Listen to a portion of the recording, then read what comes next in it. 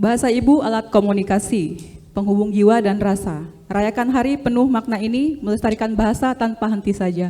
Assalamualaikum warahmatullahi wabarakatuh. Good morning, ladies and gentlemen. Welcome to this insightful session on the Second International Conference on Language and Literature Preservation, where we celebrate mother tongue diversity and discuss critical effort in language documentation and preservation.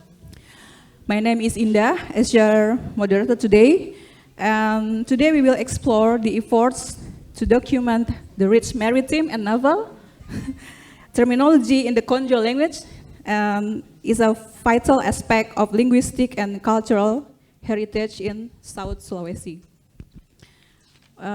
Before we proceed, I would like to remind everyone that question and answer session will follow after this presentation. And it is a great honor to introduce our keynote speaker today, Professor Antonia Soriente.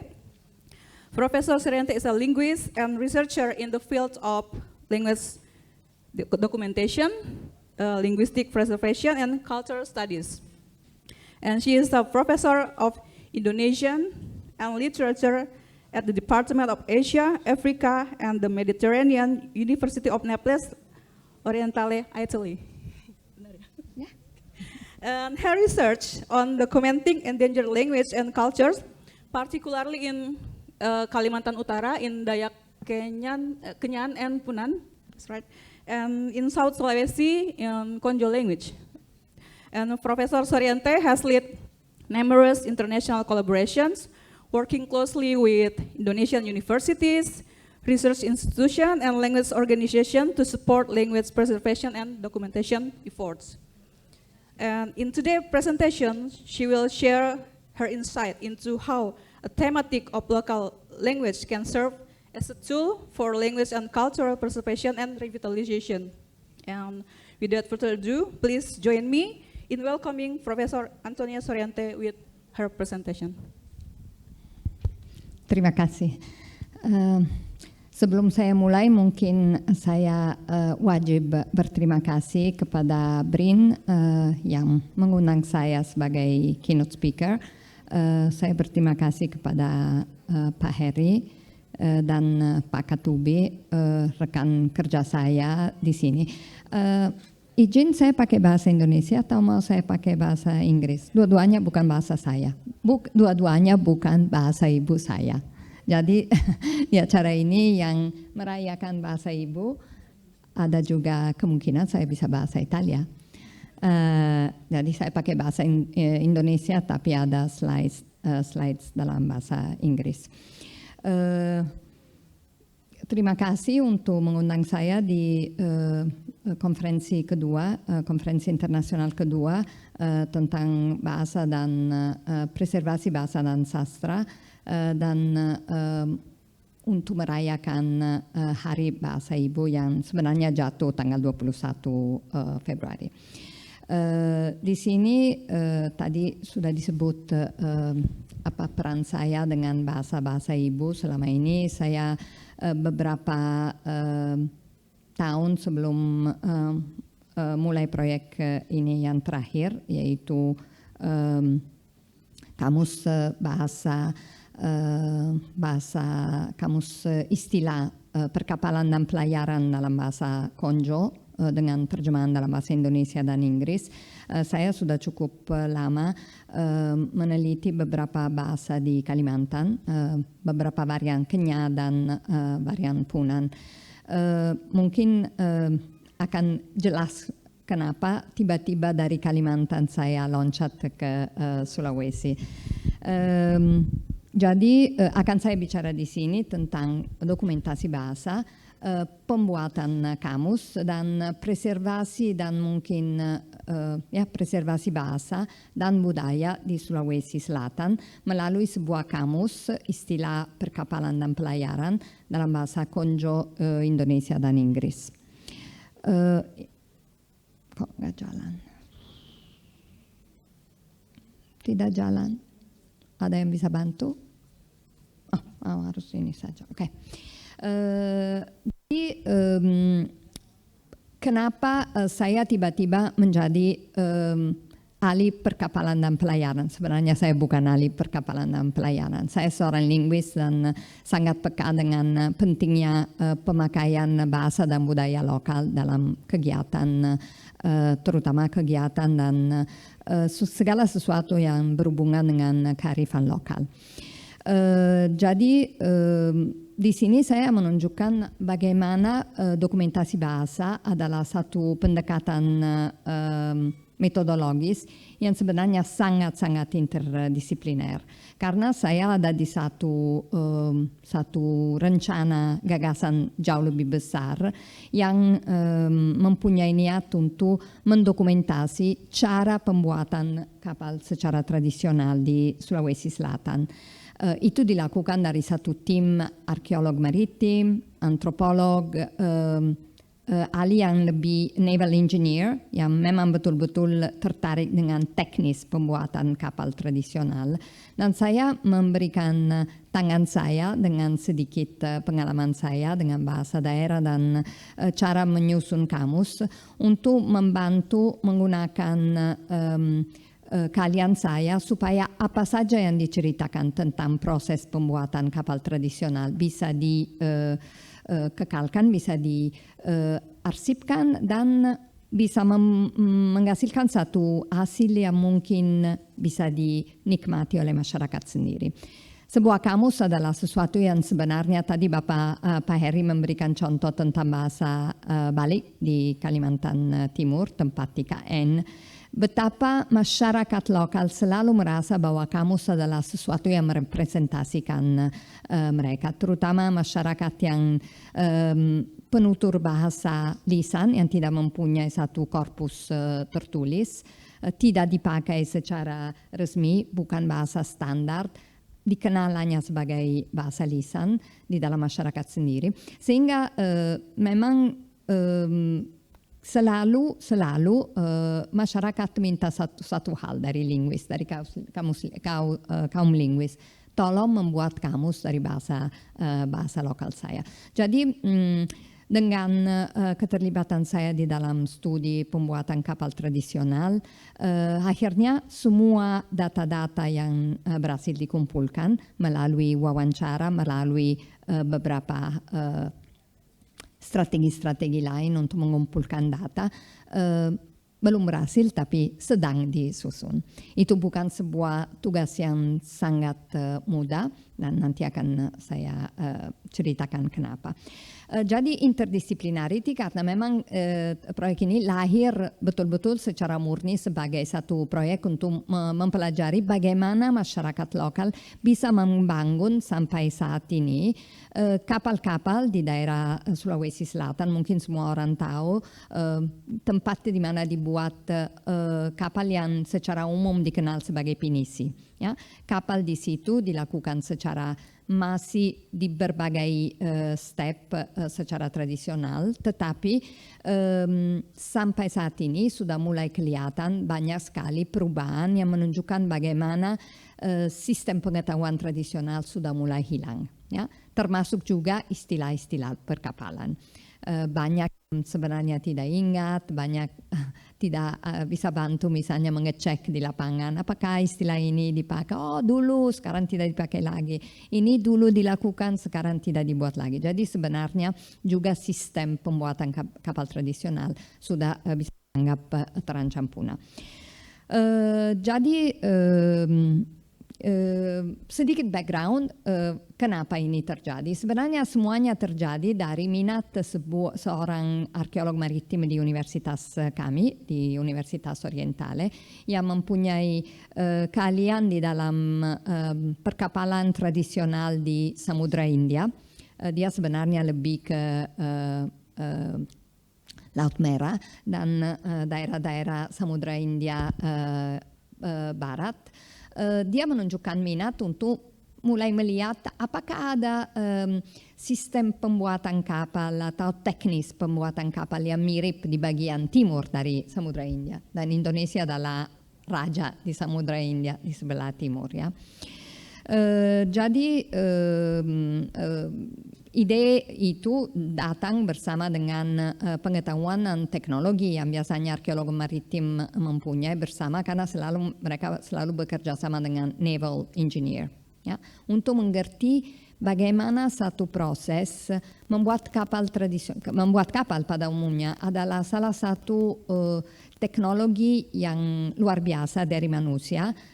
Itu sudah diketahui dari dulu sampai sekarang, dan ada satu proses sangat-sangat kompleks, ya. Kita melihat kapal yang melaju di laut, itu adalah sesuatu yang magic. Kalau kita lihat bagaimana bisa dibuat secara tradisional hanya menggunakan kayu, lengkungan kapal harus mempunyai bentuk lengkungan yang khas supaya dia tidak tenggelam, supaya tidak oleng, dan bagaimana pengetahuan orang hanya dengan otaknya sendiri, tanpa menggunakan naval plans, tanpa menggunakan alat-alat yang canggih, hanya dengan tangan sendiri bisa sebenarnya dilakukan. Sebagaimana saya sudah katakan, pinisi itu semuanya kita tahu sudah menjadi satu komoditas sekarang, satu komoditas pariwisata, dan karena itu sudah mulai sangat berubah bentuknya dari bentuk kawal, karena sekarang harus mengakomodasi motor besar sekali, mesin besar sekali, sehingga dia sudah mulai berubah fungsinya dan juga bentuknya.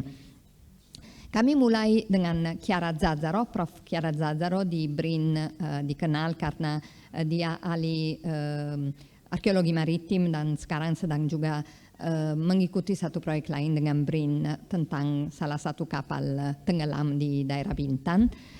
Jadi kami melihat beberapa teknis kapal-kapal yang sudah ditemukan, jadi yang sudah ditemukan dan direstorasi, seperti misalnya di Punjularjo, dan kita mulai satu proyek yang namanya Indonesian Boat Building Traditions, di mana satu tim arkeolog, antropolog, linguis mengerjakan sesuatu yang mudah-mudahan bisa menghasilkan hasil selain hanya saintifik, hanya ilmiah, tapi juga sesuatu yang bisa mungkin berguna.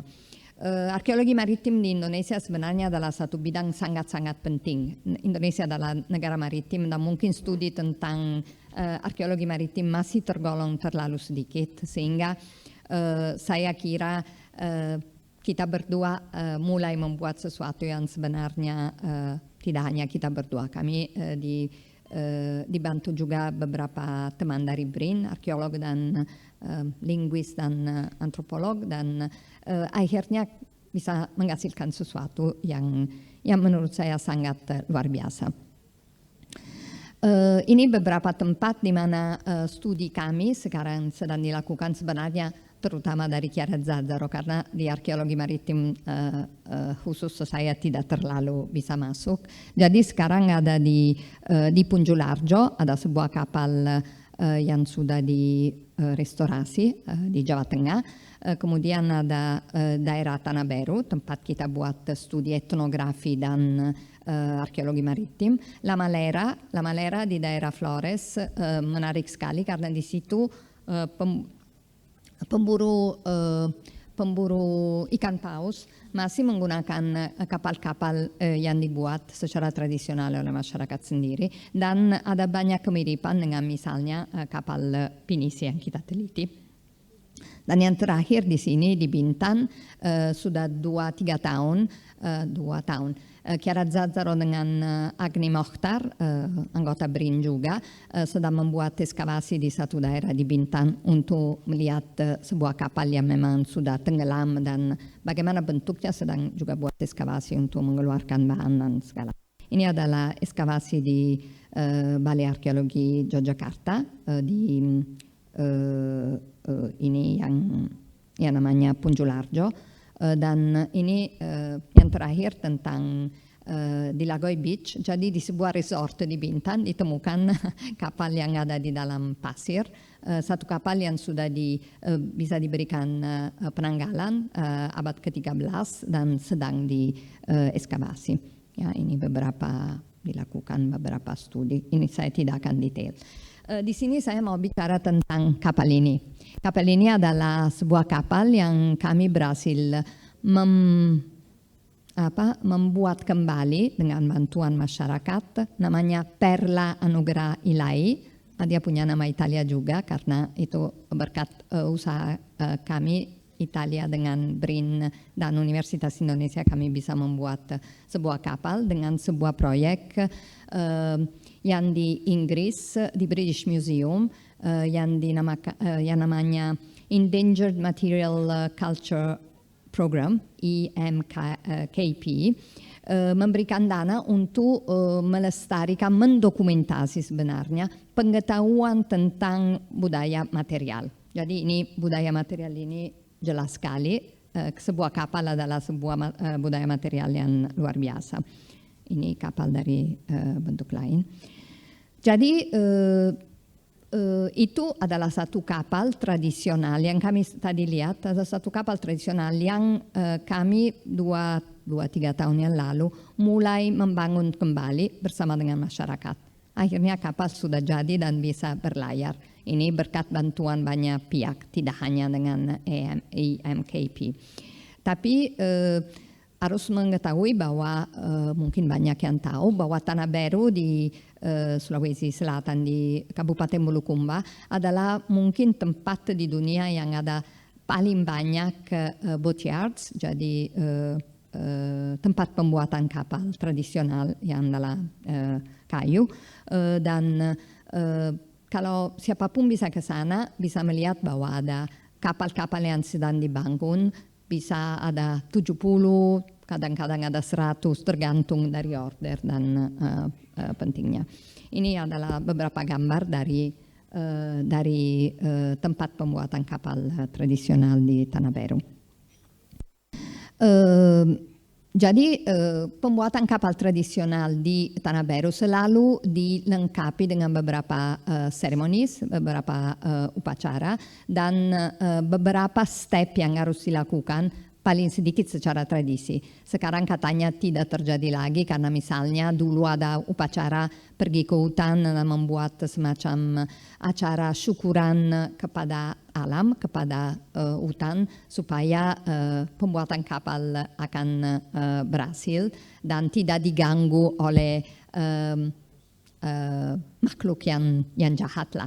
Sekarang ini tidak dilakukan. Alasan utama adalah bahwa pemasokan kayu tidak lagi dari daerah sehingga harus datang dari luar sehingga tidak ada lagi seringkali tidak ada penebangan kayu. Itu pada saat ada penebangan kayu mestinya ada sebuah upacara. Tapi untuk pembuatan kapal Perla itu kami berusaha untuk melakukan ini. Paling sedikit bagian-bagian tertentu dari kapal kami mencoba mencari di hutan. Kemudian peran penting dimiliki oleh seorang yang mengenal yang punya semua pengetahuan tentang hal ini, namanya Panrita Lopi. Panrita Lopi adalah, kita semua tahu nama Panrita, Pandita dalam bahasa Jawa, itu adalah orang yang tahu banyak. Itu orang-orang tua, sekarang tinggal sedikit sekali. Saya tahu ada rekan kami di BRIN sekarang sedang membuat satu proyek ini, Usnul tidak ada karena katanya ada acara satu lagi. Dia sekarang sudah mulai satu proyek tentang memang pengetahuan yang dimiliki oleh Panrita Lopi karena Panrita Lopi sudah tinggal sedikit sekali. Jadi bagaimana misalnya pengetahuan ini diturunkan dan ini. Panrita Lopi adalah sumber pengetahuan yang luar biasa yang semestinya dilestarikan dan dialah yang memberikan input awal untuk hal ini bisa dilakukan. Ini jadi kita mulai satu proyek pengumpulan data. Ini sebuah kapal yang sedang dibangun di sebelah kanan, di sebelah kiri, satu model kapal yang bagi saya awal-awal perlu untuk mengetahui bagaimana step, apa yang dilakukan pertama, namanya bagian-bagian tertentu dan lain sebagainya. Ini betul-betul foto yang diambil pada awal-awal kami mulai proyek ini. Bagi saya sesuatu yang luar biasa kompleks dan sangat-sangat juga articulated yang perlu banyak pengetahuan.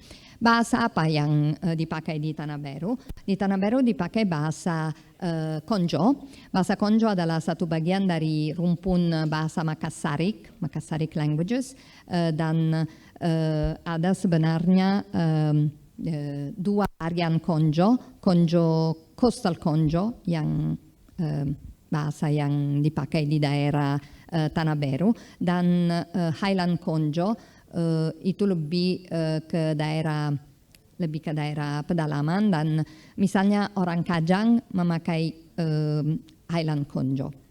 Orang Kajang mungkin semua orang tahu. Kajang adalah salah satu masyarakat adat di Indonesia yang sangat melestarikan adatnya sendiri.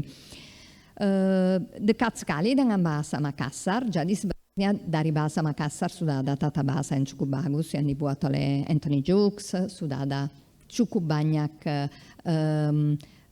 literatur juga di dalam tulisan Lontara, ya, kalau bahasa Makassar. Jadi tidak bisa dianggap bahasa Konjo sebuah bahasa yang terancam punah, sama sekali tidak.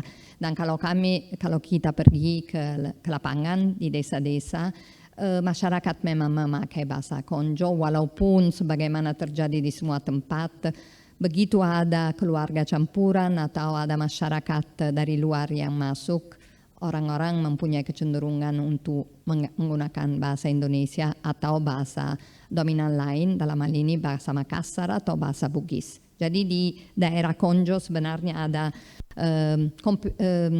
kompetisi di antara bahasa Indonesia, bahasa Bugis dan bahasa Makassar. Tapi saya pikir bahasanya masih tidak tahu, dan saya tidak sempat membuat satu studi. Mungkin nanti Karl Anderbeck akan bicara tentang language assessment, karena saya betul-betul ada di sana untuk mengikuti sebuah proyek. Jadi saya harus ikut apa yang dilakukan yang lain, saya harus merekam, harus mengerti apa yang dilakukan dan lain sebagainya. Dan ada bahasa Selayar di daerah ini, Biru. Sebenarnya Tanah Baru dan Bira ada di daerah ini, di bagian paling ujung dari bentuk biru ini. Jadi di sini kita bertanya kenapa pekerjaan leksikografi penting. Kajian leksikografi kita selalu menganggap agak sepele. Linguis merasa bahwa leksikografi adalah bagian paling gampang dari sebuah proyek studi bahasa, karena hanya bicara tentang kata. Jadi sesuatu dari bahasa yang memang bisa secara gampang mungkin dikumpulkan. Sebenarnya leksikografi adalah sesuatu yang sangat-sangat penting, yang memiliki juga aturan tertentu yang mestinya diikuti, dan leksikografi memerlukan pengetahuan mendalam tentang bahasa. Itu tidak mungkin kita buat sebuah kajian leksikografi kalau bahasa betul-betul tidak diketahui. Dan ini misalnya bagi saya adalah masalah besar, karena saya turun ke lapangan tanpa pengetahuan tentang bahasa Makassar maupun bahasa Konjo. Dengan harapan bahwa kita mau buat kamus istilah, mungkin mengumpulkan data akan menjadi sesuatu yang mudah. Sebenarnya tidak. Dan leksikografi juga penting karena di antara semua ilmu bahasa sebenarnya yang paling disukai oleh masyarakat sendiri. Sebagaimana tadi saya katakan, leksikografi adalah sesuatu yang nyata, yang melalui misalnya karya leksikografi yang paling utuh adalah sebuah kamus, ya. Itu yang dianggap oleh masyarakat sendiri satu hasil yang memang mewakili mereka, sesuatu yang bagi mereka mudah dipakai, jauh lebih mudah daripada misalnya membaca satu artikel ilmiah yang kita di mana kita menjelaskan fonologi, morfologi, sintaks dari sebuah bahasa. Masyarakat selalu merasa bahwa itu adalah sesuatu yang sangat baik untuk mewakili identitas sendiri. Belakangan ini ada juga cukup banyak peneliti, misalnya ini satu tulisan yang menarik sekali dari Olgi Olgive. Sebenarnya dia ahli dari pembuatan kamus Oxford kalau tidak salah. Dia refleksi tentang pentingnya pembuatan kamus di dalam masyarakat yang bahasanya terancam punah. Dan untuk studi ini saya juga sangat dibantu oleh Ulrike Mosel, pernah membuat satu tulisan menarik sekali tentang pembuatan kamus di dalam masyarakat yang bahasanya terancam punah untuk language and documentation jurnal yang diterbitkan di SOAS. Sebenarnya kamus adalah sebuah usaha yang sangat penting untuk membuat dokumentasi, preservasi, dan revitalisasi sebuah bahasa. Kita tahu misalnya bahwa dalam beberapa daerah, terutama di Amerika Utara, mungkin tidak hanya di Amerika Utara, tapi bahasa-bahasa dari Indian Americans sangat terbantu dengan pembuatan kamus untuk proses revitalisasi. Jadi bahasa sudah tidak ada sama sekali, tapi kamus berhasil dilakukan dan itu sudah menjadi salah satu alat yang membantu masyarakat untuk sadar akan bahasanya sendiri. Nanti ada beberapa mungkin dari bibliografi akan ada kalau ada yang tertarik melihat beberapa ini. Kita tahu bahwa kamus adalah sesuatu yang sangat berguna untuk linguis, karena linguis mengetahui melalui sebuah kamus bagaimana dunia direpresentasi melalui kata di dalam satu masyarakat bahasa. Tapi sangat penting juga untuk masyarakat sendiri karena dia melihat di sana, dia belajar mungkin kata-kata yang mungkin tidak pernah diketahui bisa dibaca dan bisa dibantu. Ide untuk membuat kamus seperti ini di mana ada bahasa Indonesia, bahasa Inggris juga adalah sesuatu untuk memberikan pada masyarakat kesadaran bahwa bahasa mereka menarik sekali, mau diketahui juga di luar dan perlu direpresentasi juga dalam bahasa Inggris karena sekali lagi pembuatan kapal adalah satu proses manusia yang sangat-sangat penting dan menarik. Jadi sebenarnya pada saat kita mau membuat satu kamus banyak sekali harus ambil keputusan, ya. Dalam hal ini saya memang memutuskan untuk membuat satu kamus tematik, jadi kamus hanya istilah tertentu, sehingga saya harus harus mengabaikan semua kosakata yang tidak ada kaitannya dengan pembuatan kapal dan kapal tradisional.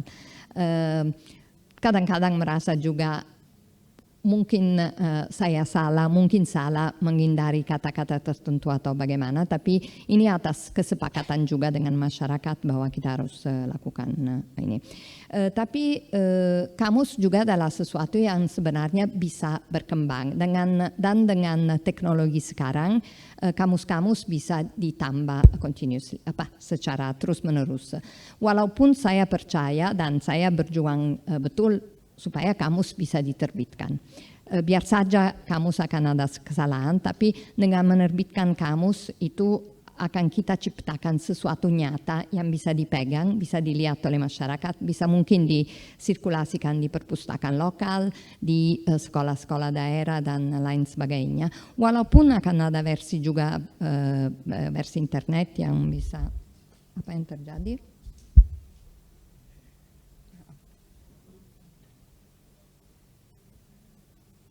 Breakout room, apa artinya? Open. No. Oke. No. Itu tidak kelihatan lagi. Ada yang bisa bantu? Kalau tidak ya saya lanjutkan. Ada gambar-gambar yang mungkin saya mau kasih lihat. Tapi lampunya terlalu ini, bisa dikecilkan nanti ini, diredupkan sedikit. Lihat ada keluar itu, lihat. Oke, saya lanjutkan ininya. Jadi sebenarnya ada apa di dalam kamus maritime dan naval terms dalam bahasa Konjo? Jadi apa saja yang ada kaitannya dengan pembuatan kapal tradisional sesuai dengan keinginan stakeholders, jadi Paritalopi terutama, tapi juga main boat builders, orang-orang yang sebenarnya membuat kapal, pekerja-pekerja, masyarakat umum, ibu-ibu yang biasanya mempunyai fungsi misalnya untuk menyiapkan makanan untuk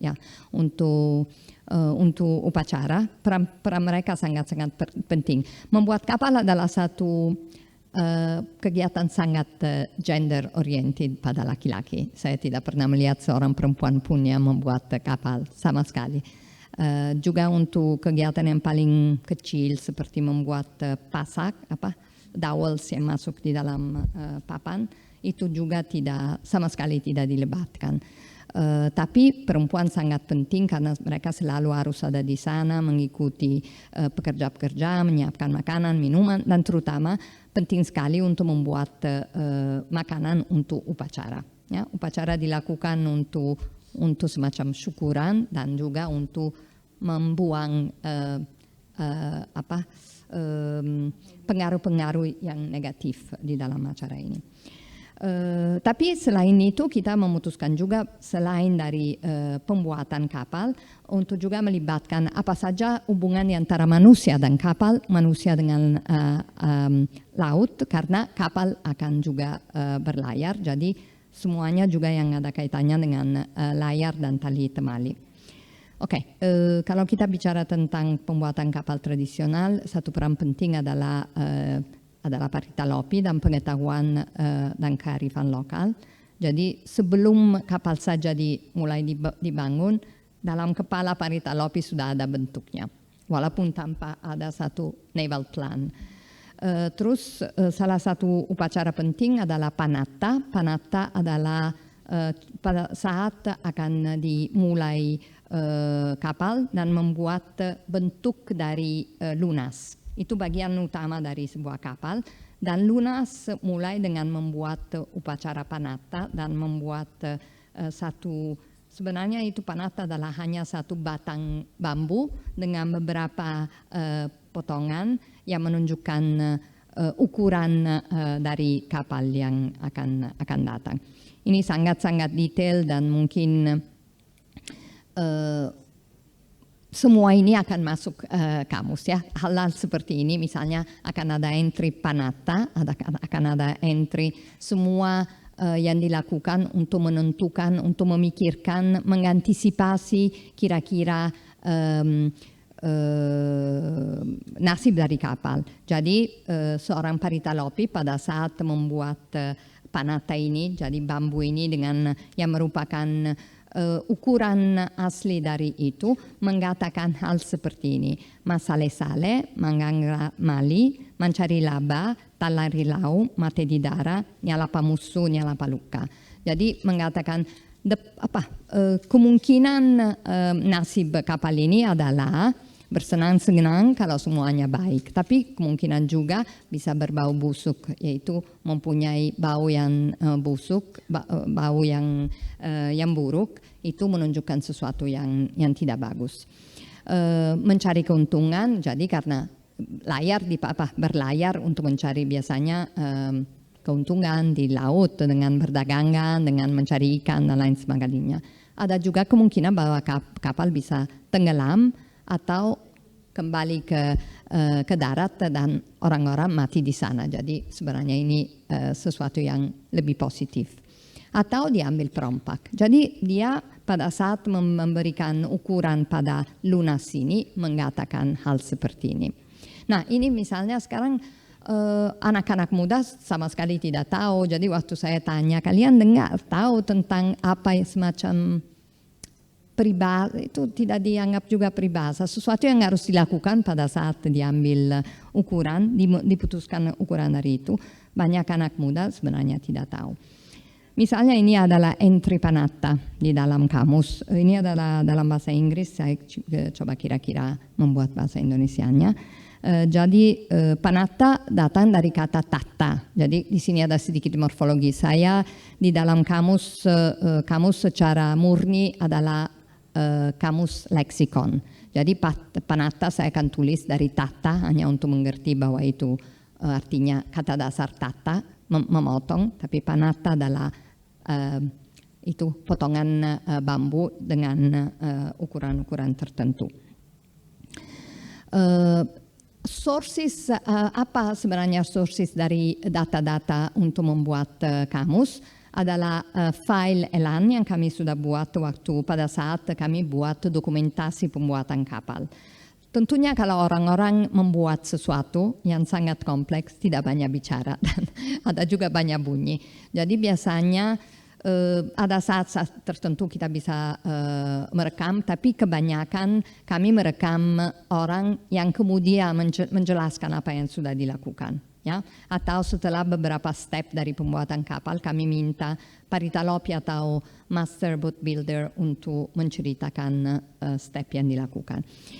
Tapi banyak sekali data-data untuk membuat sebuah kamus istilah kemaritiman. Kami sangat-sangat terbantu dengan kamus-kamus lain. Ya, tapi semua karya leksikografi memang harus berdasarkan kamus-kamus lain.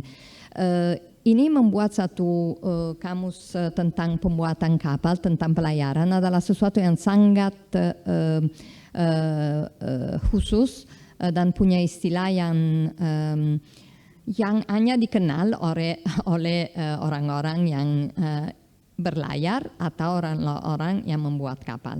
Jadi saya misalnya kesulitan paling utama adalah mencari padanan dari bahasa Konjo ke bahasa Indonesia dan ke bahasa Inggris.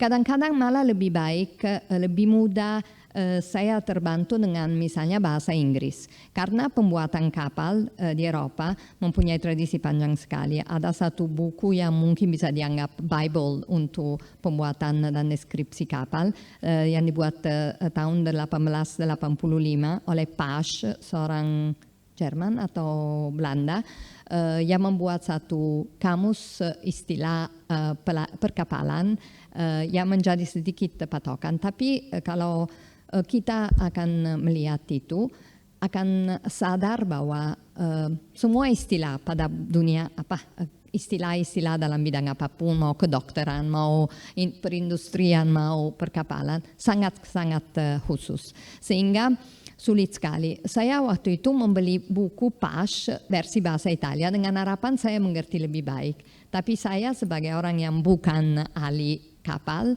menemukan bahwa dalam bahasa ibu saya istilah-istilah itu sama sekali tidak dikenal. Ya, nanti akan ada satu contoh misalnya. Saya perlihatkan satu contoh bahwa dalam kamus istilah yang dibuat oleh satu Komodor seorang kapten kapal dalam bahasa Indonesia, istilah itu sebenarnya tidak dikenal oleh masyarakat sama sekali. Jadi bilang ini bahasa Indonesia gaf adalah satu bagian penting dalam satu kapal. Nah, orang-orang tahu sekarang gaf, tapi bahasa Indonesia yang saya ambil dari kamus istilah perkapalan yang dibuat oleh satu tim ahli kapal, insinyur perkapalan, namanya Sangamara. Orang tidak tahu sama sekali Sangamara itu apa. Jadi ini adalah salah satu masalah.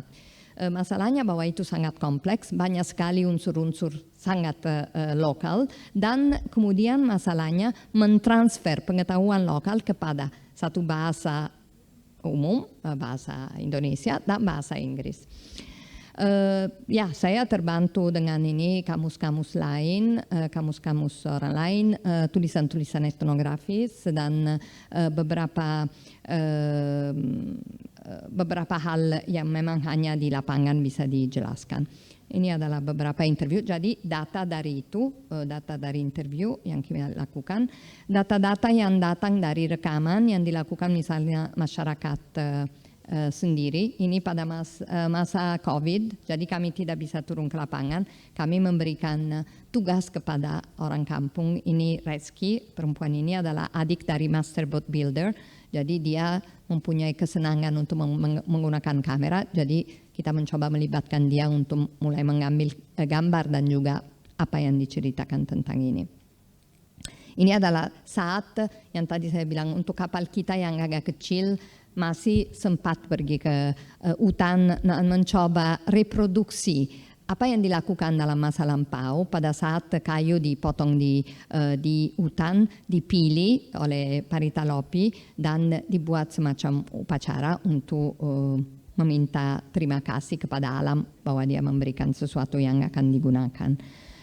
Ini juga, ini adalah Usnul, anak seorang ibu dari BRIN yang membantu saya, membantu kami. Dan ini Agni Mokhtar, juga arkeolog dari BRIN yang pada saat kami tidak bisa turun ke lapangan, bisa mengambil data untuk kami.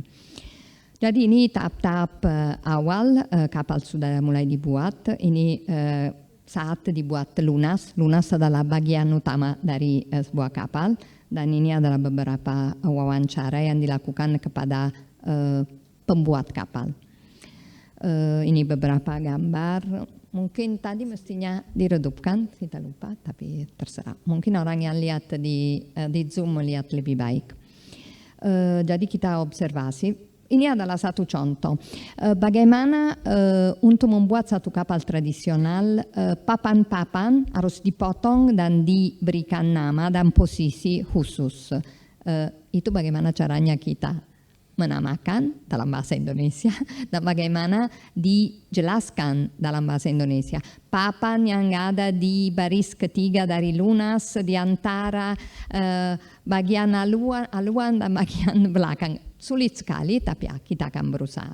Karena kalian lihat ada dari warna, dari gambar ini ada warna dan nama, supaya kita jelas bahwa secara tradisional papan harus mempunyai panjangnya dan juga bentuknya sesuai dengan posisinya di dalam lambung kapal.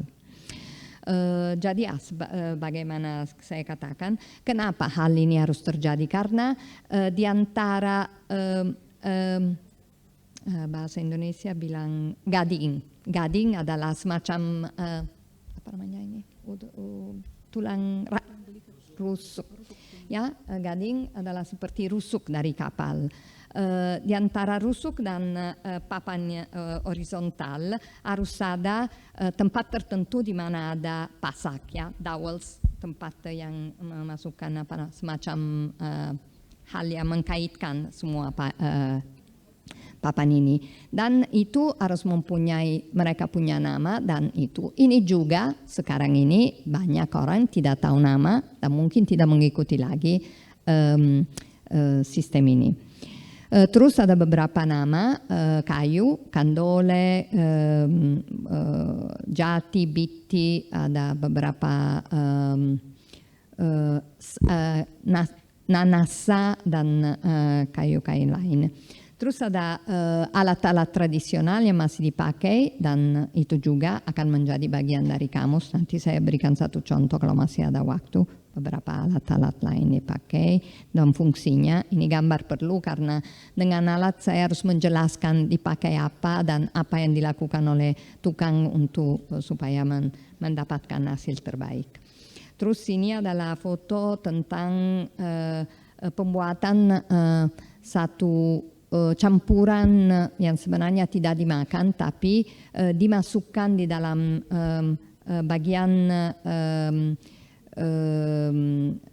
bagian paling utama dari lunas, dan dia seperti kapal dianggap semacam tubuh manusia, dan kelahiran kapal adalah satu proses seperti kelahiran manusia melalui hubungan seksual, ya. Jadi campuran ini adalah semacam sperma yang diberikan kepada bagian kaitan kapal supaya dia bisa melahirkan sebuah hasil yang nanti bisa berlayar. Nah, ini harus dibuat dengan beberapa bahan tertentu, ada besi, ada kerak telur, kerak nasi, ada kain putih, ada beberapa hal yang harus dicampur di situ.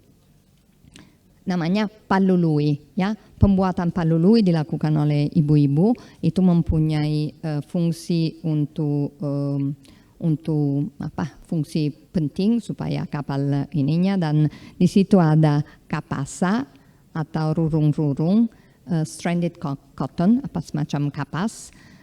Terus ada baja dengan jarum, ada coconut slice, ada potongan kelapa, ada gula merah, terus itu tadi tadi saya bilang kalau kita buat nasi kerak.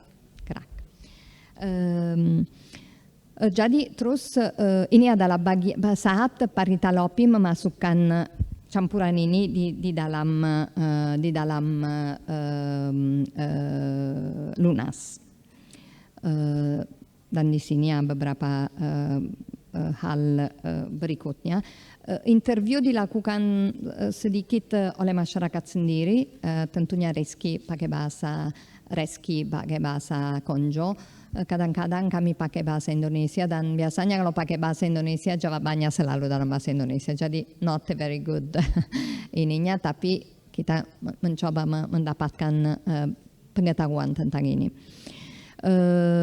Ini misalnya adalah pada saat ada satu upacara lain semacam pengorbanan, jadi jambul dari ayam dipotong dan darahnya dioleskan pada bagian pusat dari lunas.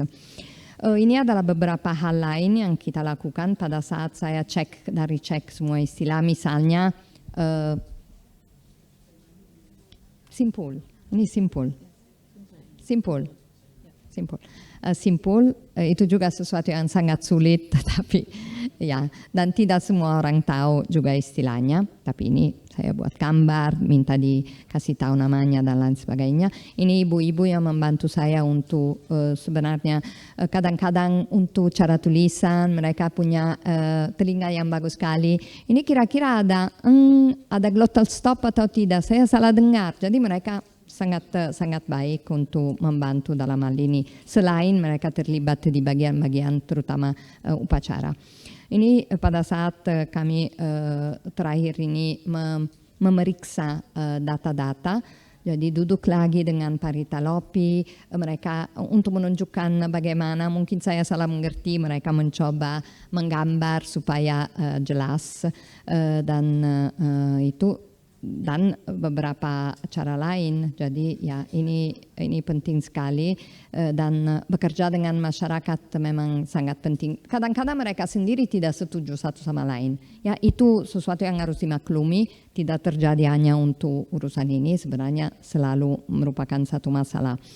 Ini bagian-bagian dari rigging. Rigging adalah semuanya yang ada kaitan dengan tali temali untuk pelayaran.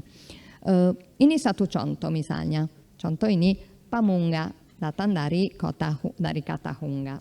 Ini adalah satu halaman dari kamus yang saya mencoba reproduksi. Kamus, pemasukan data di kamus datang dari beberapa data Elan yang kemudian ditransfer ke Flex, dan kemudian saya memakai sistem Flex untuk memasukkan data-data lain. Jadi misalnya yang tidak mungkin dari pembicaraan kami semuanya keluar. Jadi biasanya saya harus tanya. Orang misalnya bilang ini, papan ini kami belum masuk, saya belum tahu. Jadi saya memasukkan data secara manual, selain data-data yang masuk dari Elan. Misalnya ini adalah pamunga. Pamunga adalah, lihat ini penjelasan, agak panjang, tapi ini untuk memberikan contoh bagaimana kita susah untuk membuat ini. Saya baca bahasa Indonesia saja. Hunga adalah mengembangkan ujung pasak yang sudah di lubang kapal. Jadi di sini sebenarnya di bagian ini mungkin tidak terlalu jelas.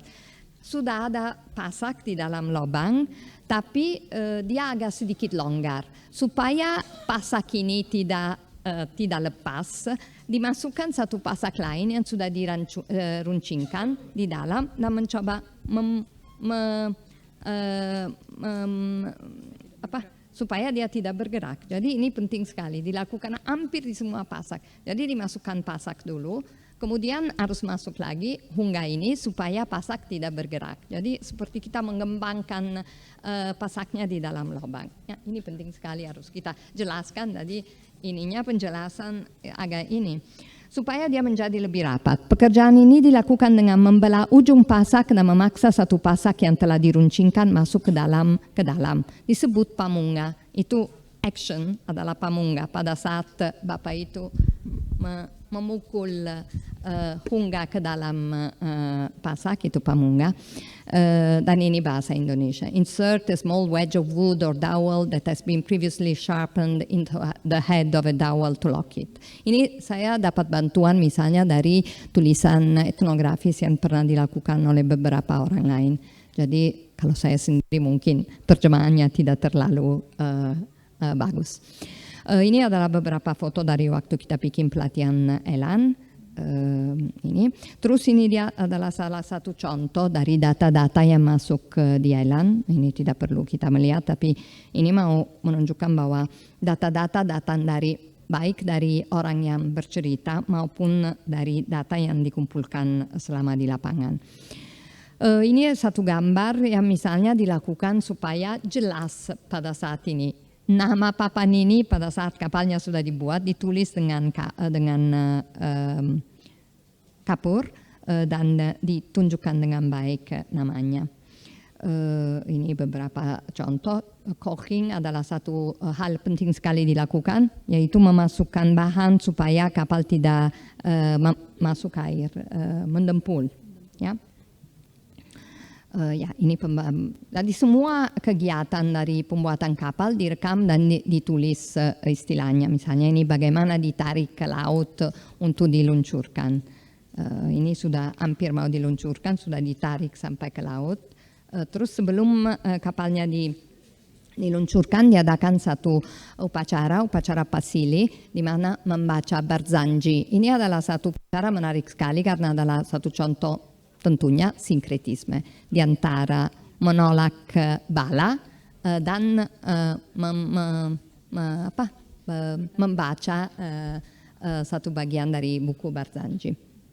Tidak perlu mungkin detail ini, tapi ini semuanya akan masuk dalam kamus ya. Pada saat saya bercerita tentang Songkabala, apa yang dilakukan, namanya apa, dibaca apa dari Barzanji dan apa fungsinya. Jadi ada beberapa definisi yang panjang sekali, ada definisi yang sangat pendek. Ini agak panjang. Ya, ini foto-foto dari upacara itu. Ada makanan tertentu, jadi nama-nama makanan dimasukkan. Kira-kira diberikan juga makna. Ya, telur punya fungsi karena dia fungsi fertilitas, tanda baik. Ada ketan hitam dan ketan putih dan lain sebagainya. Terus upacara amosi yang tadi saya bilang menggoleskan darah pada poci adalah pusar. Di bagian paling tengah di dalam kapal. Ini upacara. Acara Anyorong Lopi, jadi meluncurkan kapal ke laut, dan ini kapal sudah jadi. Ini jadi kapal yang kami sebenarnya membuat untuk belajar proses, mendokumentasi proses membuat kapal. Kapalnya memang jadi, kapalnya menjadi sebuah kapal. Kapal itu kami sekarang sudah serahkan ke sebuah yayasan dengan harapan bahwa dia bisa digunakan dengan tujuan edukasi. Ini kapal Perla. Nama-nama lain adalah misalnya layar-layar. Jadi Cocoro Bakka, Cocoro Tangga, Cocoro Pantara, Tanpa Sereng. Saya tidak tahu kalau di sini ada yang mungkin yang tahu bahasa Makassar mungkin bisa mengenal beberapa kata. Misalnya Bakka artinya besar, Sombala Bakka. Sombala Riboko di belakang, Sombala Riolo. Salah satu contoh yang tadi saya bilang GAF. Ya, GAF adalah bagian ini dalam kapal. Untung saya bisa melihat gambar-gambar di internet. Ya, GAF saya coba ini mengenal. Namanya di sana bau. Satu contoh. Bau, gap atau gaf. Sangamara itu saya ambil dari kamus istilah yang tadi saya bilang, yang tidak ada seorang pun yang kenal, tapi saya pakai karena di kamus besar bahasa Indonesia kayaknya ada juga Sangamara, tapi tidak ada yang kenal. Sangamara, kemudian saya jelaskan, batang di antara atas layar. Gaff sisi atas layar terbuat dari kayu untuk kapal pelari, ini jenis-jenis kapal tradisional atau pinisi, sedangkan untuk patorani lebih kecil, sande atau lepa-lepa terbuat dari bambu. Jadi saya jelaskan hal seperti ini. Dan kemudian bahasa Inggris, upper gaff, also spar, yard, in tanja, pinisi rigs. In the former, the rig is made of stout bamboo.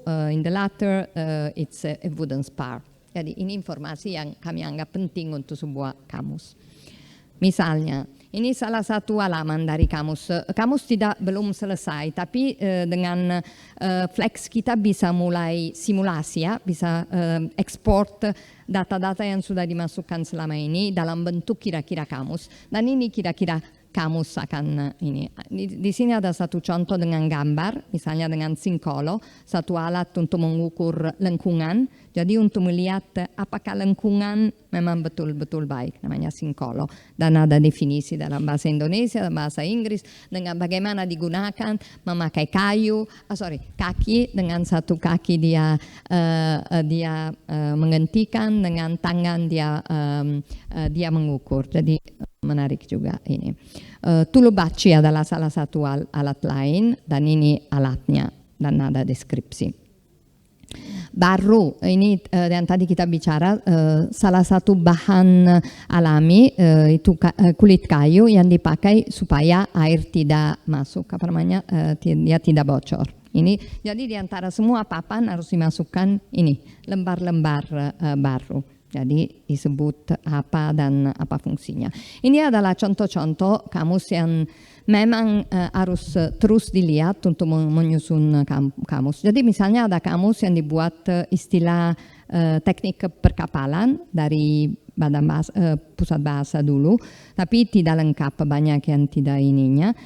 Tapi misalnya ada kamus yang bahasa Inggris, Dictionary of Nautical Words and Terms, sangat-sangat khusus. Kita tahu bahasa Inggris, saya bisa tanya nanti Carl atau Owen pasti tidak kenal istilah-istilah dalam bahasa Inggris ya. Sebagaimana saya sama sekali tidak mengerti dalam bahasa Italia. Saya lihat misalnya kamus dari Pasch, ini kamus yang menjadi semacam Bible untuk orang yang mengenal kapal. Oke, saya mau mungkin ini tidak perlu, ini contoh lain dari itu. Mau ini adalah salah satu contoh di mana Elan bisa mengembalikan data-data dalam bentuk visual. Jadi kami diantaranya sedang mencoba membuat juga film pendek tentang misalnya proses pembuatan. Ini Bapak Paritalopian cerita tentang yang tadi kita bilang tanggal rilau dan lain dan lain. Oke, 2-3 kata tentang bagaimana kita memutuskan membangun kamus ini. Karena kamus bisa dilakukan secara abjad, jadi dari A sampai Z. Atau kalau saya lihat contoh-contoh dari 2 kamus itu, kamus Pasch dan juga kamus satu lagi, dibuat berdasarkan bagian-bagian dari itu. Jadi membuat section, pembagian, jadi hal, lambung kapal, sails dan rigging, jadi semuanya yang ada kaitannya dengan layar dan tali temali, dan semua yang ada kaitannya di antara orang dan orientasi di laut. Jadi ada misalnya istilah-istilah tentang orientasi, masalah di laut, apa ancaman kalau kita berlayar dan lain sebagainya. Kemudian ada detail-detail sangat-sangat khusus yang kami mencoba at least di Flex masukkan. Karena kalau kita memberikan detail dari awal akan lebih gampang nanti bisa membuat penjelasan lebih baik. Jadi misalnya kalau di bagian lambung kita bercerita ada beberapa jenis lambung. Ada yang lebih lancip, ada yang lebih gemuk, ada yang lebih ini. Dan menarik juga nama-nama yang diberikan kepada lambung kapal, karena itu membedakan juga jenis kapal. Planks itu bagian penting sekali ya, papan itu bagian penting sekali, itu panjang sekali, papana, papan lama, papan 5, papan 6, terus sebenarnya bukan di posisinya tapi berapa banyak unit dia mencakup. Jadi ada penjelasan yang sangat detail tentang ini. ya ini beberapa ide dan bagaimana penting untuk membuat kamus harus kerjasama dengan institusi. Tidak ada gunanya kalau kita buat kamus tapi sebenarnya kamus tidak dipakai. Saya berhasil mendapat sedikit dana supaya kamus diterbitkan, tapi penting sekali bahwa institusi ambil alih, misalnya kabupaten didistribusikan di sekolah-sekolah, mungkin membantu sedikit membeli 100 kopi, 1000 kopi, 500 kopi saya tidak tahu, tapi dia sendiri yang distribusikan di sekolah. Dan bagaimana alat seperti kamus ini bisa menjadi satu cara untuk belajar tentang hal ini. Bahasa Konjo tidak dipakai di sekolah sebagai bahasa di dalam muatan lokal sama sekali, jadi apakah mungkin dengan kamus ini bisa sedikit ini buat latihan untuk melihat bagaimana pembuatan kapal tradisional dan bagaimana masyarakat sendiri bisa merasa juga bangga dengan satu hasil studi yang memang mewakili pengetahuan mereka sendiri. Sekian, maaf mungkin saya ambil lebih banyak waktu, saya tidak lihat, maaf sekali. Anda tidak menghentikan juga. Terima kasih. Terima kasih. Kita beri sambutan kepada Prof. Suryanti atas presentasinya yang is very insightful, dan kebetulan saya juga dari Bulukumba, Prof. Yes, tapi saya di Highland bukan di Coastal.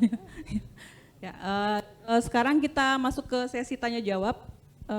Bapak Ibu yang ingin memberikan pertanyaan, kami persilakan. Ya, Ibu Nunu, tolong pelantangnya.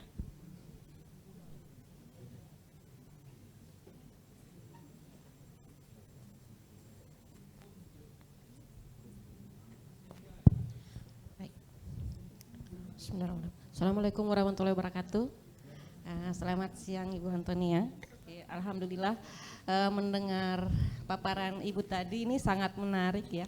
Sangat menarik, kebetulan saya juga dari Makassar, dan tahun 2019 kalau saya tidak salah atau 2018 ya, saya sempat ke Tanah Beru juga mengumpulkan data kosakata budaya bahasa Konjo dan kosakata maritim, dan kalau saya tidak salah saat itu Ibu masih di sana di Tanah Beru.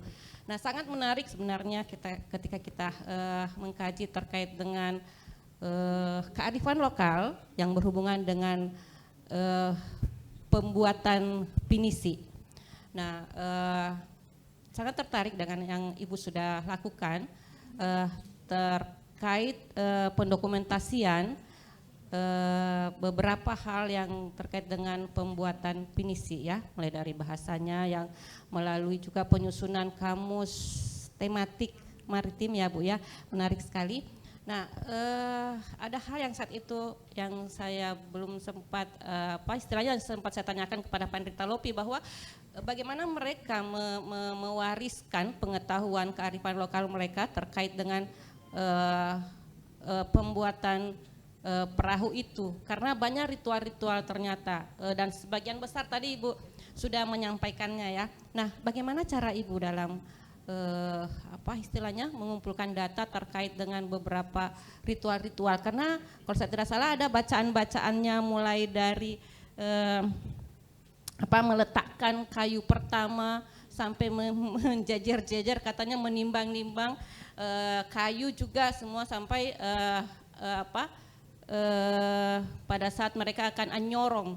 Semuanya ada ritual-ritualnya. Nah, saat itu ketika saya tanya bagaimana dengan Pandita Lopi mewariskan pengetahuan itu kepada generasinya, katanya itu tidak segampang itu. Jadi mereka harus memilih orang untuk menerima pengetahuan itu. Nah, apakah di dalam kamus yang Ibu buat atau yang dalam dokumentasi, apakah seperti itu juga bukan di situ?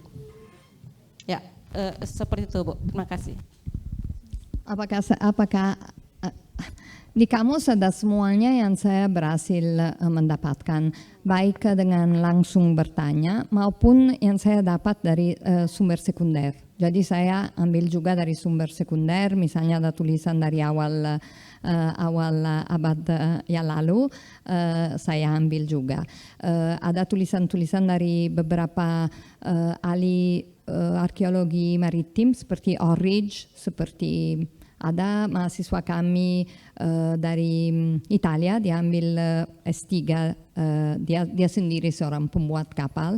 Ada data dari Urs Libner, adalah mungkin orang yang paling mempunyai pengetahuan tentang pembuatan kapal. Di dalam tulisannya dia juga ada banyak sekali data. Saya tidak mempunyai sama sekali arogansi dan mengatakan bahwa saya menemukan sesuatu yang luar biasa.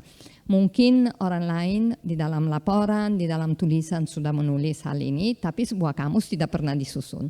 Jadi saya hanya membantu menyusun data-data seperti ini. Sedikit memang saya membantu dengan penjelasan, yang lain-lain saya ambil juga dari, kan ada tulisan dari Pak Arif Sainong, orang Ara yang pernah menulis itu. Ya, saya double check. Kadang-kadang mereka tidak terima, oh ini salah, dia orang Ara, kami orang Tanah Baru, berbeda. Jadi kalau bisa saya menunjukkan juga perbedaan varian di antara Ara dan Tanah Baru misalnya. Dan apa saja misalnya sesuatu yang sama sekali tidak dilakukan, mungkin di kamus saya masukkan catatan bahwa hal ini tidak pernah dilakukan, tidak diakui oleh orang-orang yang sekarang ada. Kalau misalnya data ini saya tidak bisa mendapatkan. Misalnya dalam penamaan papan-papan di beberapa tulisan dulu disebut bahwa papan tersebut namanya ABCD. Itu dikatakan dulu dengan Paritalopi yang kebetulan sekarang sudah tidak ada lagi. Ya, misalnya Haji Jafar, salah satu Paritalopi. Itu dianggap, oh Paritalopi itu Pak Haji Jafar tahu betul tentang ini. Kalau orang-orang sekarang tidak menamakan ini juga, mungkin mereka sudah lupa, mungkin dianggap tidak penting, tapi saya masukkan. Misalnya papan 5, dulu nama papan ini dipakai untuk papan yang terletak di barisan keempat di antara ini dan mencakup 5 kesatuan dasar dari lunas. Karena begini ditulis oleh orang-orang lain. Apakah itu benar atau tidak? Tidak apa-apa. Saya rasa kita harus berani mengeluarkan sesuatu, karena kalau kita mengeluarkan sesuatu akan ada yang memang komentari, bisa katakan ini salah, ini harus diralat, harus diperbaikan dan lain sebagainya. Jadi saya pikir usaha saya adalah hanya menyusun, ya, dengan sedikit pengetahuan yang saya sudah dapatkan, dengan juga pengetahuan yang kita mempunyai dari dokumentasi step by step dari hal itu. Jadi mungkin dengan melihat dengan mata kasat mata mungkin akan lebih gampang juga menjelaskannya. Sekali lagi tentang kapal-kapal di Tanah Baru sudah ada banyak tulisan. Saya tidak menemukan apapun yang baru, tapi kami sebenarnya bisa berhasil mempunyai dokumentasi dari nol sampai jadi dari sebuah kapal dengan semua step secara teknis juga yang dilakukan. Jadi mungkin orang bilang semua papan punya nama, tapi tidak ada yang menulis nama-nama papan dan mungkin memberikan penjelasan. Jadi ya kamus memang punya fungsi. Kan Kamus Besar Bahasa Indonesia kecuali beberapa neologisme semua orang Indonesia tahu, tapi tetap aja ada kamus baru. Jadi mungkin ada gunanya juga karena di-update, karena ada penjelasan lebih jelas. Kalau ada kesalahan dulu diperbaiki di versi baru. Jadi ya kita harus berbuat sesuatu supaya akan diperbaiki. Jadi maklumlah kalau ada kesalahan. Dan sekali lagi saya bilang bahasa Konjo bukan sebuah bahasa yang terancam punah. Sudah ada sebuah kamus online dibuat oleh Freiberg I think. Barbara Frey. Tapi banyak istilah-istilah teknis tidak ada. Ya, terima kasih Prof. Ada yang ingin mengajukan pertanyaan lagi? Ya, silakan Ibu.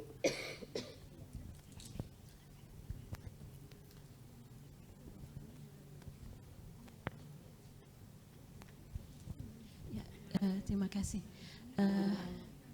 Bu Antonia.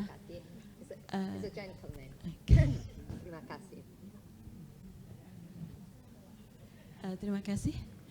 Saya ingin sedikit bertanya ke kurang dengar. Ya. Oke. Saya pernah ke Bima. Di Bima itu ada upacara Bima. Jadi Sumba. Ya, Sumbawa. Ya, betul. Di sana ada upacara namanya mengawinkan kapal dengan laut, ya, namanya Kalendolopi. Nah, tadi kalau tidak salah ada istilah lopi ya di situ. Nah, itu mungkin ada hubungannya, atau tadi ada Anyorong Lopi, kemudian ahlinya juga tadi saya dengar ada Lopi, Lopi. Nah, ini Lopi ini mungkin ada hubungan barangkali antara Bima dengan Bulukumba. Itu pertanyaan sedikit saja. Terima kasih. Penasaran. Mungkin saja sebenarnya pembuat kapal dari daerah ini terkenal di mana-mana. Saya tidak tahu tentang Bima sama sekali. Jadi bisa saja pembuat kapal dari Ara, dari Tanah Baru migrasi dan membuat kapal di Bima juga. Saya secara iseng di dalam salah satu perjalanan di Kalimantan Tengah, saya tanya, ini kapal kayu ini dibuat di mana? Oh, di sini ada tempatnya. Saya diantar di satu tempat yang ada beberapa, itu kapal klotok yang biasanya dipakai untuk menyusuri sungai Kalimantan Tengah, sungai apa saya lupa. Tapi sudah ke sana, semua pembuat kapal di sana, kapal kayu, semua orang Ara. Jadi mungkin saja mereka mempunyai keahlian yang kemudian diekspor juga kepada orang-orang lain. Jadi saya tentang Bima sama sekali tidak bisa berikan jawaban, tapi bisa saja itu katanya sama karena mungkin satu kata Austronesia, walaupun kata Lopi saya tidak kenal sebagai kata Austronesia, atau karena kebetulan pembuat kapal dari daerah itu membawa pengetahuan ke tempat lain di Indonesia. Kalau pergi ke La Malera, lain sama sekali, istilahnya lain. Mereka membuat kapal sedikit lebih kecil, tapi teknologinya, cara mengaitkan papan mirip sekali dengan mereka pakai tali. Jadi tidak pakai pasak seperti di situ, tapi masih bisa dilihat beberapa persamaan. Jadi mungkin persamaannya adalah karena sesuatu yang memang teknologinya begitu dan sudah dikenal, atau karena orang-orang memang membawa pengetahuan dari tempat satu ke tempat lain. Mungkin satu pertanyaan lagi. Ya, silakan Ibu.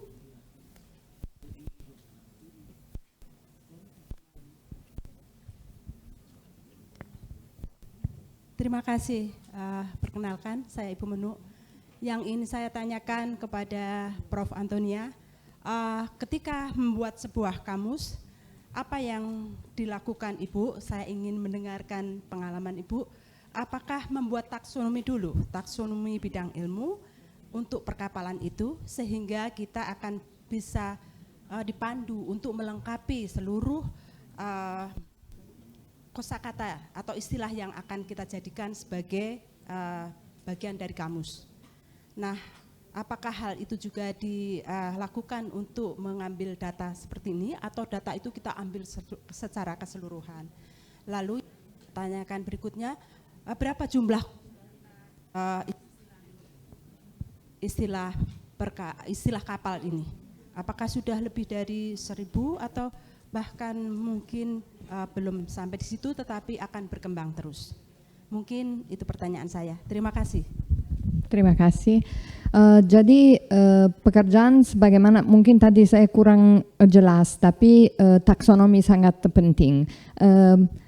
Buku-buku yang saya tadi cerita dari abad dari 1885 membantu saya sekali untuk mempertanyakan diri, ini kok tidak pernah muncul dari data-data saya. Jadi taksonomi yang sudah dibuat saya memakai sebagai pembanding untuk melihat apakah istilah itu ada di dalam bahasa itu, apakah memang perlu dinamakan atau tidak, mungkin karena tidak penting. Tapi ada banyak yang memang saya tidak bisa samakan dengan itu. Jadi ada data yang datang dari interview, dari rekaman, tapi ada data juga yang saya akan pancing, akan saya mencoba cari, misalnya dengan gambar. Kalau lihat buku Pasch itu sangat kompleks karena kapal-kapal di Eropa mempunyai teknologi dan tradisi yang panjang sekali. Kita tahu orang Romawi sudah ada juga dokumentasi tentang kapal dari dulu.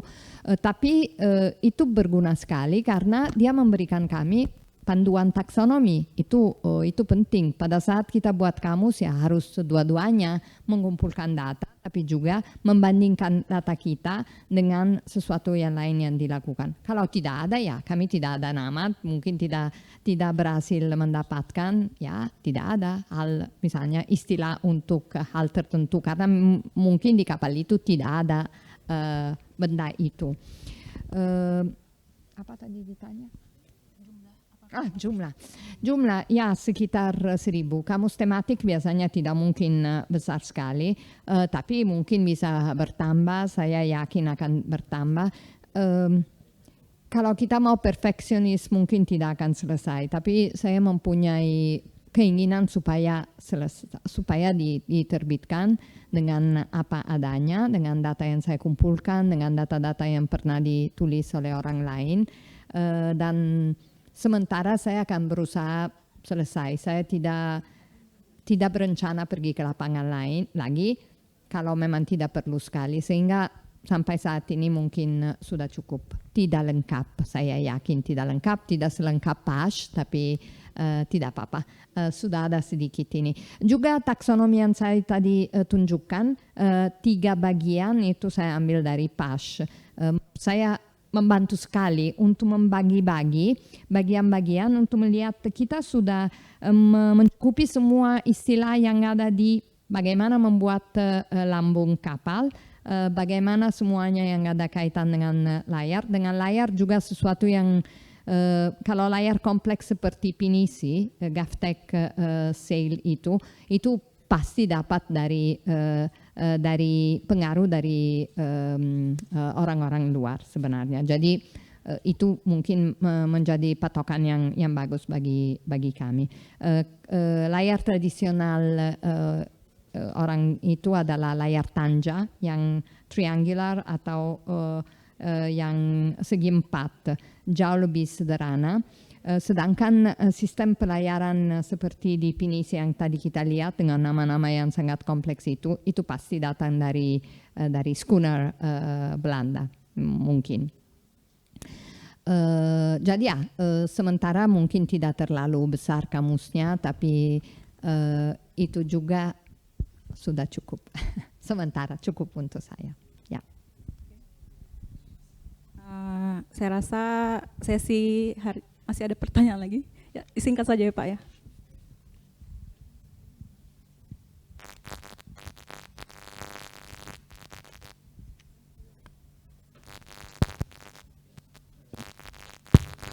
Yes. Ya, terima kasih. Nama saya Labidin. Yes. Ya, nama saya Zainal Labidin.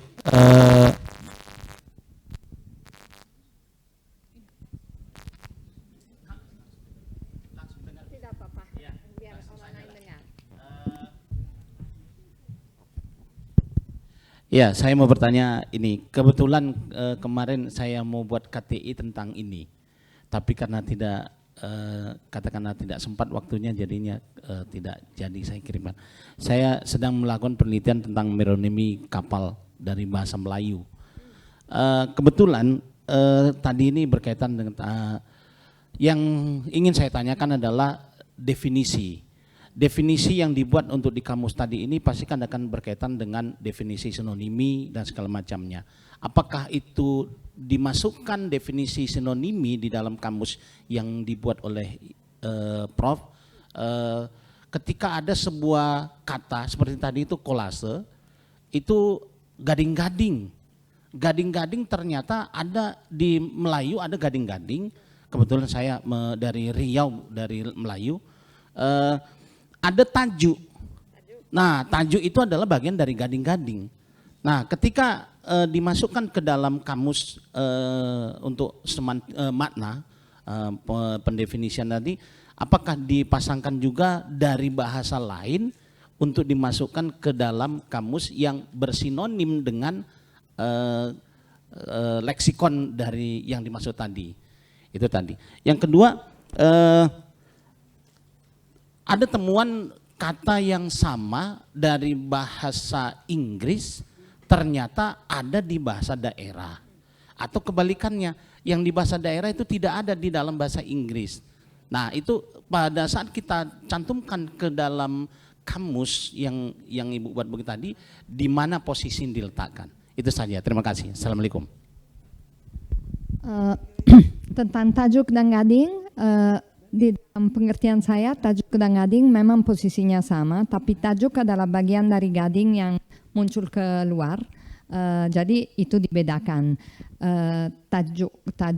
Tapi tajuk ya itu bahasa Indonesia atau Melayu, dia punya istilah tersendiri.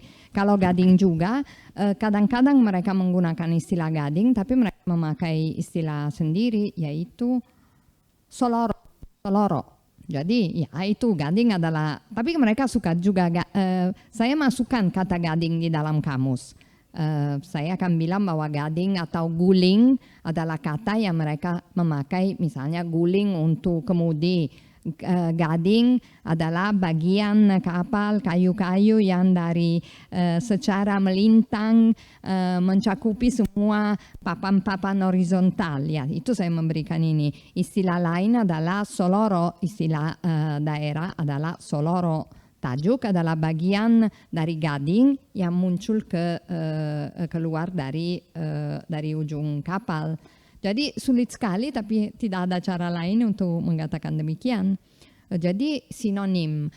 Memang gading adalah sinonim untuk soloro, tapi karena mungkin istilah Melayu dipakai juga untuk mendeskripsikan bagian-bagian kapal ini. Saya tahu gading bahasa Indonesia dan bahasa Melayu, bukan bahasa daerah.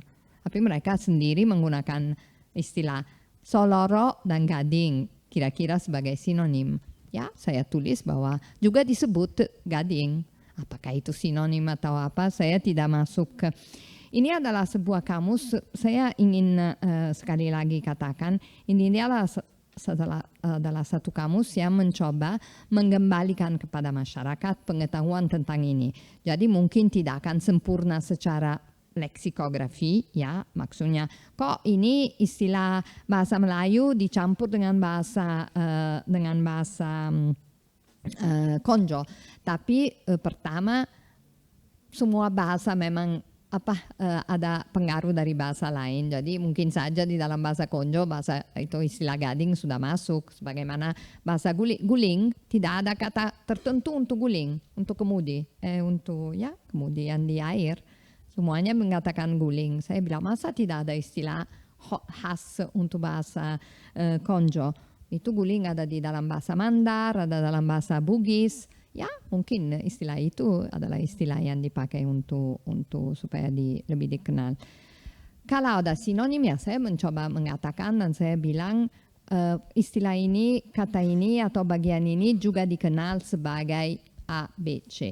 Itu sinonim. Saya tidak pakai istilah sinonim sama sekali di dalam kamus. Terus tadi kenapa saya tidak tulis? Gitu, kalau sesuatu ada dalam bahasa Inggris tapi tidak ada dalam bahasa Indonesia, ya saya mencoba mencari sesuatu karena misalnya di dalam kamus Pash, ya. Kamus Pash adalah sebuah contoh yang baik sekali. Saya mencoba menunjukkan di situ mereka mempunyai nama atau apa. Mereka kalau tidak ada atau tidak mengerti pertanyaan saya, berarti tidak usah dipakai. Sebaliknya gaf itu yang memang dari bahasa Inggris masuk ke dalam bahasa daerah. Mereka bilang gaf dikenal sebagai secara umum dalam bahasa Konjo. Apakah karena jenis, menurut saya karena jenis layar seperti itu yang kita lihat gafnya itu dari GAFTEC, dari jenis layar definisi itu mungkin masyarakat sendiri sudah mulai kenal dengan pengaruh orang luar. Itu alasannya, tidak ada alasan lain saya rasa. Jadi ya kalau memang dikenal demikian, bahwa orang Indonesia merasa bahwa ada istilah tertentu, Sanggamara yang saya bilang, ada di kamus besar dan di kamus istilah itu. Kalau memang ada ya saya tulis karena saya memang lihat dari sebuah sumber yang tertulis yang sudah diterbitkan, jadi saya pikir oke, kita pakai. Mungkin masyarakat sendiri tidak menggunakan Sanggamara, tapi seorang kapten kapal yang berlayar dia mengerti betul orang Indonesia, ya bagi dia itu sesuatu yang berguna. Jadi ya istilah biasanya adalah sesuatu yang sangat-sangat sulit ya, karena seperti kita pikir istilah kedokteran, istilah linguistik, ya itu hanya dikenal orang-orang linguistik, orang-orang pelayaran. Orang awam harus membaca bagaimana, ya kita memberikan definisi. Kalau dia mau pakai baik, kalau tidak dia suka gaf, memakai gaf. Mereka ketawa tiap kali saya bilang, nggak Sanggamara. Saya tanya mungkin 20 orang karena saya sudah betul-betul ini. Tapi ya kalau di beberapa kamus istilah dalam bahasa Indonesia ya itu istilah itu ada. Jadi ya kita tulis. Terima kasih Prof.